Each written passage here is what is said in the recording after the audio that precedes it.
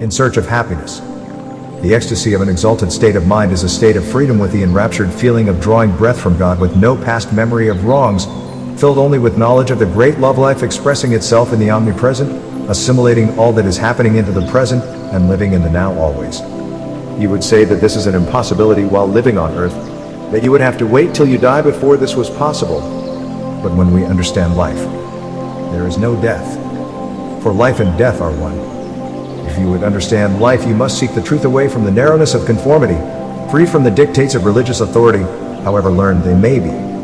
Life is more important than any belief, and to obtain the full fruits of life you must liberate it from beliefs, authority, and tradition, for those who are bound by these things will have difficulty in understanding truth.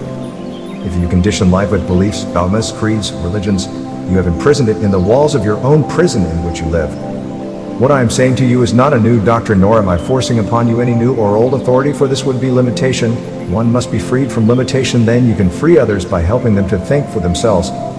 To do this effectively, it is necessary to question the things that are held dear and precious, so that by inviting doubt you will separate that which is unreal from the real, then only that which is of eternal value will remain. Liberation and happiness do not exist away from you in some far-off kingdom by the sea or in the mountains. Liberation is freedom from all authority, from all beliefs, no matter what they may be, and with this liberation comes happiness. The question arises, how can one be in love with life if life is a burden? Or how can one learn to have no fear if fear is born in us? Immediately you begin to understand your burden, it will begin to disappear.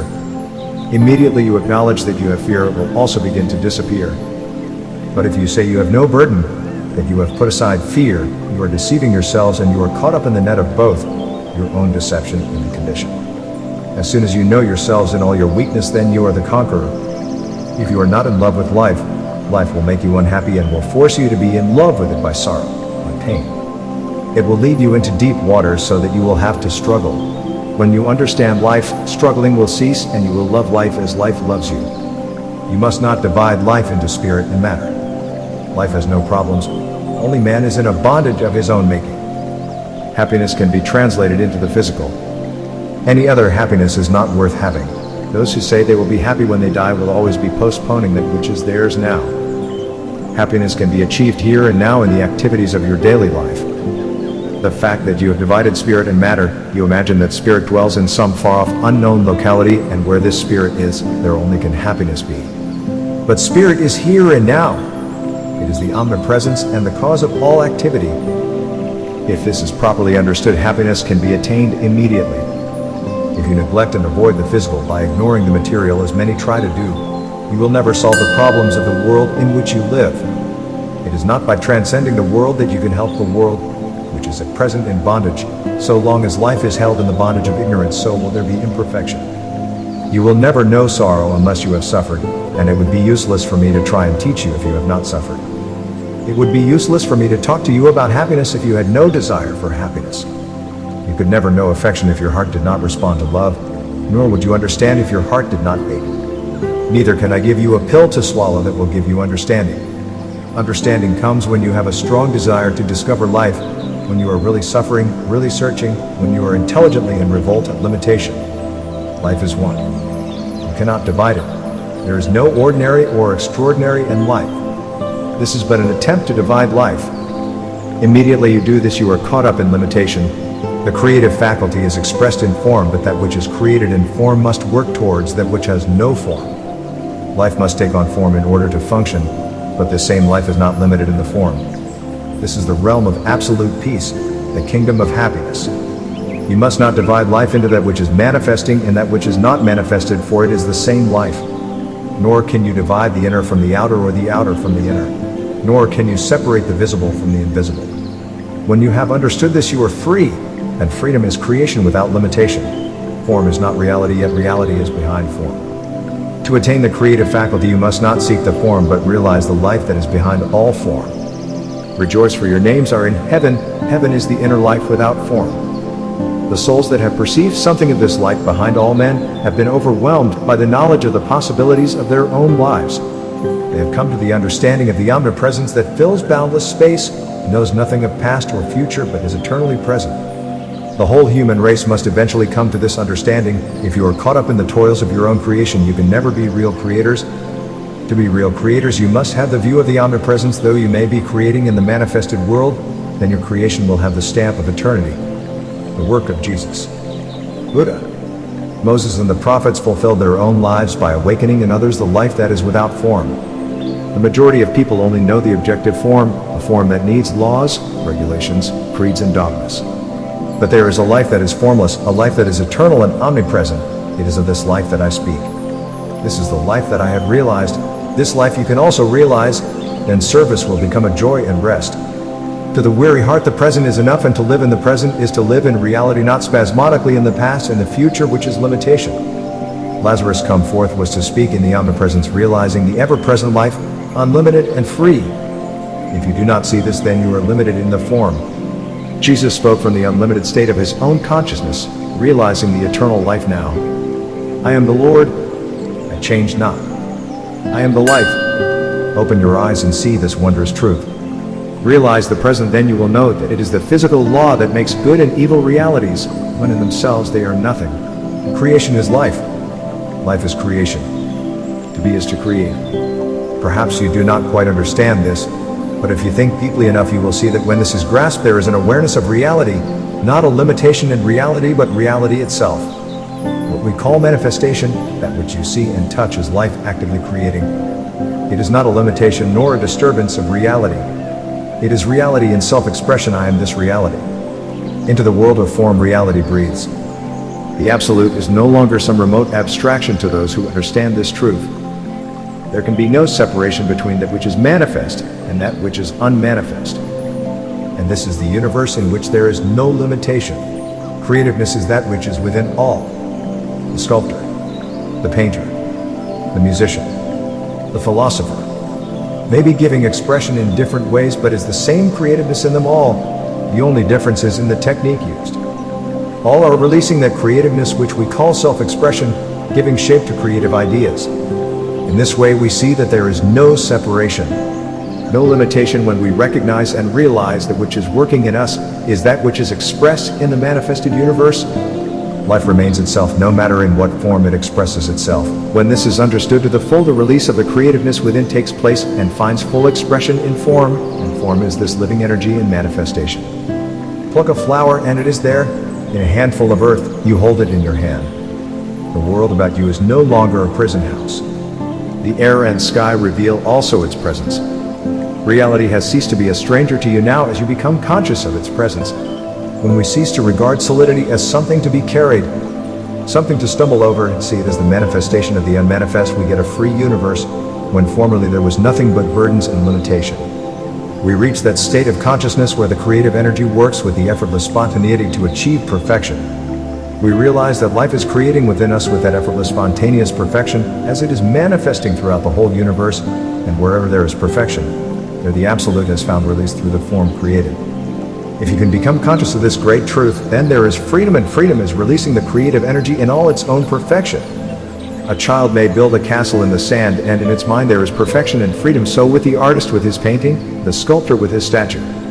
With that same freedom through experience, we can cooperate with this creativeness and produce that which has life and freedom, which amazes all who look upon it, yet not knowing what it is. It is the creativeness within being given free expression. It is the Absolute manifesting in us, being given freedom through release, through realization and recognition. This gives you a better understanding of the ever-present, man and not God, made yesterday and tomorrow. The Spirit of God manifesting in the flesh is the Christ in you. This is the eternal truth. The Christ does not age nor die. When you have discovered through awareness the eternal youth of the Christ, then you will know as Christ is, so are we. Although this does not appear to your mortal sense yet, is the eternal truth that all must learn. We are still eating the fruit of the tree of knowledge of good and evil. Not until we become fully aware of our oneness with the Absolute that is ever present, and not something afar off, aware of the Christ filling the whole consciousness, will we cease to be at war with ourselves, with our brother and sister, and with God. Through our attachment to one another we find happiness and pain in the personal sense, yet through this limitation we find the unlimited through the beloved within ourselves. Then our affection becomes free from attachment and glorious in its expression to others. Thus true happiness is gained, the ecstasy of an exalted state of mind. So Modi TV.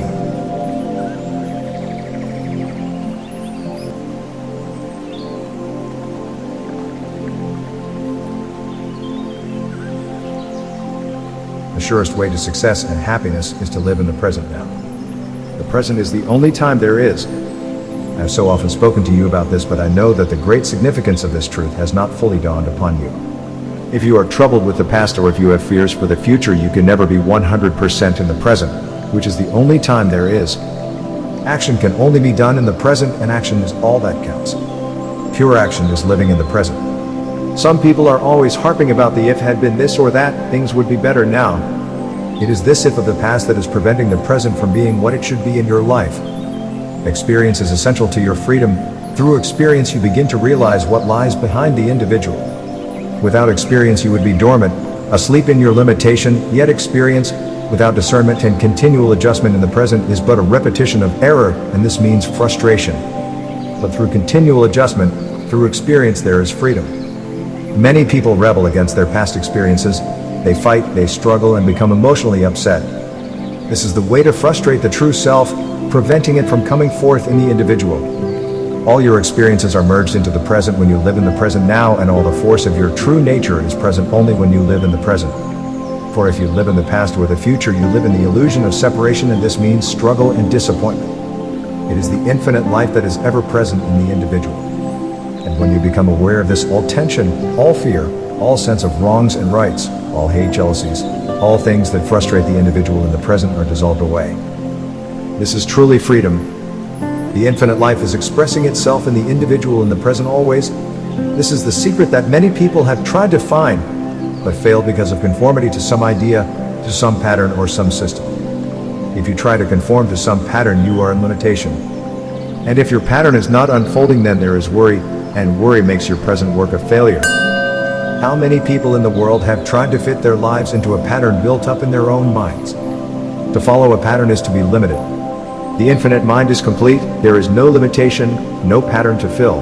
It is complete and perfect. In reality, the infinite mind is expressing itself. It has created the finite for the purpose. The finite is the individual existing in the infinite. It is the wearing down of that individual existence in the consciousness through discernment and understanding lies the purpose of the individual existence. The small I loses itself in the great I am of life, where there is no separation, no division, no distinction. This at present in your personal state seems to be afar off, but in reality it is an actual fact now. That is why the present is so important, not the past or the future. Any great thing that was ever done by man was done when the mind was concentrated on the present with no other thought or interruption of any kind. This is the infinite self giving expression to itself through the individual or finite, the vehicle of expression. Life built the body, the brain, the nervous system, the whole being. This is life's expression. Can you see this truth? I've said to you that you must identify yourself with the infinite life. This expression is from the relative, but in reality you cannot identify yourself with the infinite life, for you are it. Immediately you try to identify yourself with the infinite life, you put life outside yourself, and this is an impossibility. What I want you to do is realize it, to recognize it as yourself. It is in this way I mean identification. There is no distinction between the manifestation that you see before you and the life that created it, and this life is always present. It is the creativeness in you. If you live in the present, not in the past or the future, you will learn of this creativeness in which all is possible. You cannot separate apart from the whole. Separation exists only in your individual consciousness, and this is the illusion that causes frustration. For if you feel yourself to be only a part seeking to become one with life, the life that is behind all invisible and visible manifestation, if this life is external to the self, then there can never be a cessation of this continuous struggle that you are engaged in. Most people are trying to picture what God is like, then he becomes an image in the mind. When this is so, there is limitation, living in the past and future, living in a mind that is crowded out with events and sorrow, pain, hates, jealousies, frustration. When you get a glimpse of this infinite life, this life in which there is no separation, no sorrow, no pain, no past, no future, no birth, no death, when you can realize this presence, then there is spontaneous action. You wear away the wall of separation that is in your own consciousness. When there is complete realization of the ever-present, there is no longer any craving, for you are everything. Your creation, and the scar of individuality that was in the consciousness will have vanished. It is this scar of individuality that is in the consciousness that is the cause of all struggle, the cause of all craving, the cause of this separate existence, the cause of fear for the future, and the cause of all fear of memories of the past. The only experience that is retained in the finite is that which is pleasing to the infinite. All else dissolves away. There cannot be perfect action in the present when there is a sense of separation. This all must learn, for it is the way to perfect happiness and success. Perfect action, or pure action I often call it, is the result of the consciousness realizing its oneness with the whole, understanding all external to it, the past or future, so that it becomes aware of the external as the effect and not the cause. The cause is the creativeness within, and this creativeness is not separate from that within the individual. This is often difficult for the students to grasp at first because most of their reactions are made from the external world, not knowing what it is. Individual existence is imperfection, and this individual existence is worn down through understanding and constant adjustment. That is why it is so necessary to put off all theories. If you are caught up in the rights and the wrongs, if your mind is engaged in things external to the self, you will never know reality. But if you are only concerned with the present, you will express that which is perfect, for life knows no wrongs or rights, no birth or death, no distinction or separation, no past or future. It is that which is, and I am that. This is why living in the present is the secret of success and happiness. You will now see that it matters little whether the self exists or not, for when the I realizes the great I am, separation no longer exists, and with this realization, struggle ceases and freedom is reached. You will readily see that this cannot be reached through theories, cults, creeds, for they are the epitome of separation themselves. So it matters little to you now what appears external to you when the present is realized, because this present is in everything, and what is always present is that which is eternal and the cause behind all manifestation. With this understanding, doubt, worry, fear disappear. The material world is the revelation of the creative power, both grow out of the same source. Visible things are the representation of things invisible, so both come from the same source. When you understand this, you will understand the conditions that surround you, and you will no longer be afraid of them. To realize the great creative law that is ever present, and by conscious use of this law, you can operate upon the universal substance in cooperation with the creator of all things. This reveals a far greater power than any material possessions external to the self can give. When the material world appears to the onlooker as the reflection of the spiritual world, where the idea becomes materialized, the material takes on a greater significance. Where at one time material conveyed only a substance composed of atoms, it now is seen as an intelligence and expression, an intelligence that is ever present and responds in exact proportion in the lives of those who live in the present with the mind free from the past or the future. This is pure action, an action that is the result of the release of the absolute life expressing itself in man. Then man will see that he is one with the Creator, and with the same process he brings forth into his life and circumstances, conditions and things that he desires. But if he fails to understand these things, he will eventually create a series of causes and effects and will be caught up in the illusion of his own separateness and limitation till he finds the truth of the ever-present. Therefore, in the present and not the past or the future lies the happiness and success of every individual. So, Mogai TV.